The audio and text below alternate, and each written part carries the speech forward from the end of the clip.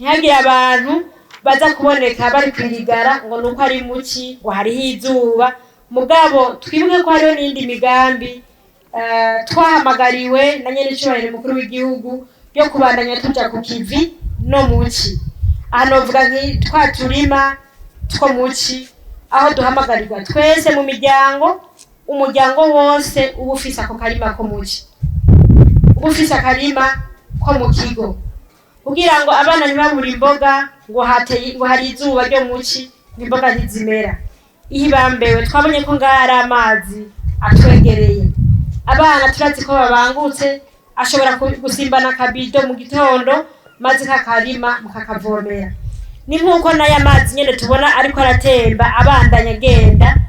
Uno munsi umugambi w'ibaraje utaratangura ngo amazi bayagomere, ntivyari vyiza yuko aya mazi abandanya agenda yisesa muri Ruvyironza, ahubwo twari kuba turahamagara abahinga abafundi b'indimo muri komine, umufundi w'indimo naze adufashe aya mazi abafatishijwe mu mirima yo ku mitumba yegereye hano hantu, kugira ngo ntaje gupfa kugenda uko nyene, mu gihe yodufasha kubandanya turima muci. Niyaba atari bwashike hano ngira ngo barabitanguye ahandi, mugabo ntaze afasha bene igihugu begereye hano aya mazi bayakatishe abarafasha imirima yoba yegereye hano.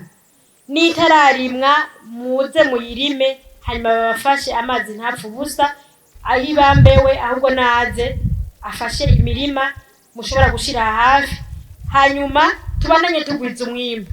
Twarahamagariwe kugwiza umwimbu twese, umwe wese mu vyo ashoboye, navyo icambere n'ukugwiza kuri iyi si Imana aduhezagije. Hanyuma tugira n'Imana kandi Imana araduhezagije amazi akwiye mu gihugu cacu.